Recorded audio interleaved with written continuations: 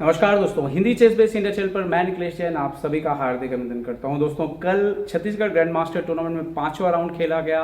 Georgia के top seed लेवान पंसोलिया रुकने का नाम नहीं ले रहे हैं, लगातार 5 मैच जीत चुके हैं। कल उन्होंने पोलैंड के माइकल क्रासेनकोव को पराजित करते हुए जो है लगातार जीत का जो है पंजा लगा दिया। उनके गेम को best game of the day जो है मैं चुनने वाला था।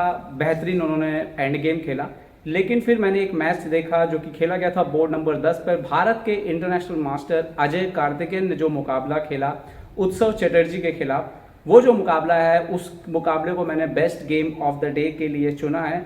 तो आइए देखते हैं उस मुकाबले में दरअसल ऐसा क्या कमाल का हुआ जिसके लिए मुझे मजबूरन जो है उस गेम को best game of the day जो है चुनना पड़ा। तो ये पोजीशन बोर्ड पर है जब अजय कार्तिकेयन जो है वो सफ़ेद मोरों से खेल रहे थे और 24 चाल जो है कंप्लीट हो चुकी थी बोर्ड के ऊपर। और यहाँ पर आप देखो कि अजय ने जो है वो लॉन्ग कैसल किया हुआ था जबकि उत्सव ने शॉर्ट कैसल किया हुआ था।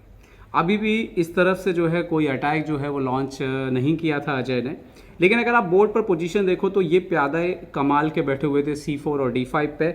E4 का स्क्वायर बहुत ही इंपॉर्टेंट होने जा रहा था फ्यूचर में, और जिस तरह से पोजीशन थी इसमें ब्लैक के पास स्पेस जो है उसकी कमी है। अब यहाँ पर जो है सबसे पहले B4 खेलते हैं अजय कार्तिकेयन और इस घोड़े को यहाँ से हटाते हैं। C5 से घोड़ा जाता है यहाँ पर A4 के स्क्वायर पर। जैसे ही घोड़ा A4 के स्क्वायर पर जाता है इनको मजबूरन जो है E4 का जो खाना है उसको छोड़ना पड़ता है और अजय जो है यहाँ पर नाइट E4 पर खेलते हैं। ओके, E4 पे नाइट के आने से G5 का स्क्वायर कंट्रोल होता है, D6 पे प्रेशर आता है और C5 का जो इंपॉर्टेंट स्क्वायर है इस पर कवर होता है। तो यहाँ पर जो है अब उत्सव खेलते हैं B5। ओके, अटैक करते हैं C4 के पॉन पे, आगे पुश कर देते हैं। यहाँ पर अजय आप देख सकते हो एक पॉन का सपोर्ट है, एक नाइट का, एक बिशप का और यहाँ पर क्वीन और रुक भी है। तो फिलहाल तो प्यादे को जो है कोई खतरा यहाँ पर नहीं है। ओके, यहाँ पर वापस जाते हैं रुक F8, शायद वहाँ से डबल करने की कोशिश जो है वो कर सकते थे।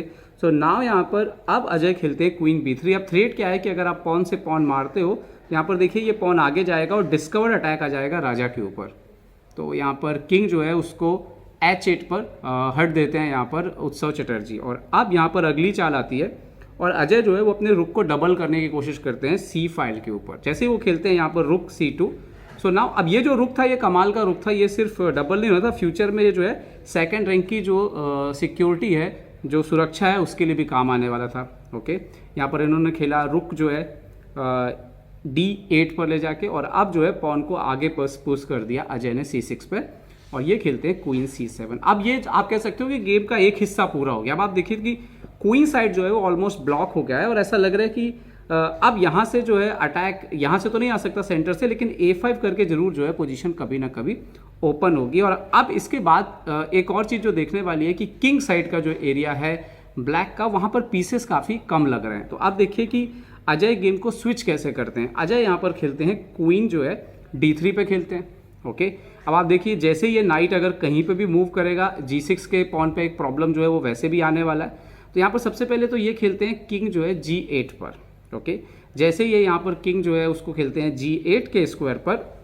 इस पोजीशन पर जो है अजय की बारी थी अब, और अजय अब खेलते हैं बहुत ही कमाल की चाल किंग C1। अब ये किंग कहाँ जा रहा है लॉन्ग कैसल से, ये देखने वाली मूव रहेगी। किंग C1 खेलते हैं।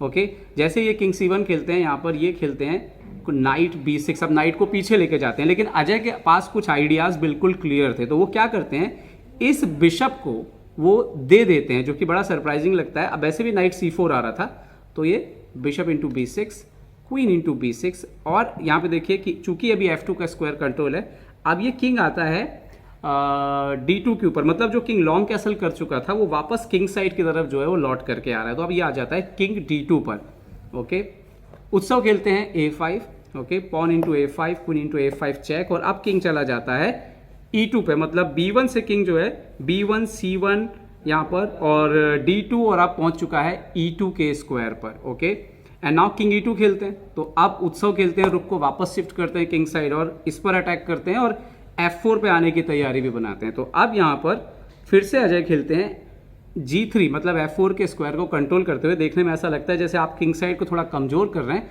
लेकिन ब्लैक के साथ समस्या ये है कि एक तो ये पास पॉन बन चुका है, ये रुक भी गेम में नहीं आ पा रहा है, ये बिशप भी गेम में नहीं आ पा रहा है, ये रुक एक अलग साइड पे काम कर रहा है, क्वीन साइड पे काम कर रहा है। तो कोऑर्डिनेशन जो तालमेल है मोरों का वो ब्लैक के लिए बिल्कुल जम नहीं पा रहा था, और ये जो D6 की वीकनेस है वो तो है ही यहाँ पर वीकनेस। ओके, तो अब यहाँ पर इन्होंने किया, यहाँ पर मूव किया G3। तो अब नेक्स्ट मूव लेकर के आते हैं, ये खेलते हैं रुक F5 पर। अब शायद G5 की तैयारी जो यहाँ पर कर रहे थे उत्सव। तो अब यहाँ पर अजय खेलते हैं ये H वाला रुक B1 पे और B5 के पॉन पे अटैक करते हैं। ओके, उत्सव पॉन को आगे बढ़ देते हैं B4 पे। तो अब ये खेलते हैं क्वीन C4 और B4 के पॉन पे एक और अटैक करते हैं। तो अब यहाँ पर ये लेकर के आते हैं उत्सव और खेलते हैं क्वीन A3 और भी F3 पर अटैक करना चाहते हैं, बट इनके पास मूव था रुक B3, क्वीन को वापस जाना पड़ा A7 के ऊपर। और अब इस पर्टिकुलर पोजीशन पर जब जो है वाइट का मूव है, अजय का मूव है, अजय एक और बड़ा शानदार मूव खेलते हैं। अगर आप पोजीशन देखो, वो खेलते हैं किंग को यहाँ पर F1 के स्क्वायर पर, ताकि G1 पर कहीं से भी जो है वो क्वीन की एंट्री ना होने पाए। देखिए रुक सामने रखा है, लेकिन चूंकि रुक से F3 डिफेंडेड है तो कोई प्रॉब्लम नहीं है। ये रुक को अभी भी यहाँ से नहीं हटा सकते क्योंकि ये पॉन प्रॉब्लम क्रिएट कर देगा। तो ये वापस जाते हैं रुक F8 पर, F वाला F8 पर।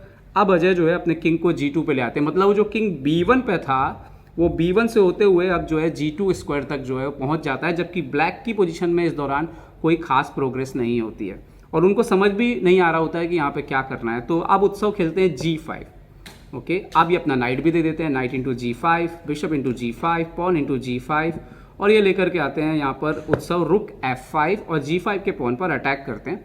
अब अजय जो है पहले तो मारते हैं क्वीन इंटू B4, रुक इंटू G5, और अब वो खेलते हैं क्वीन इंटू D6।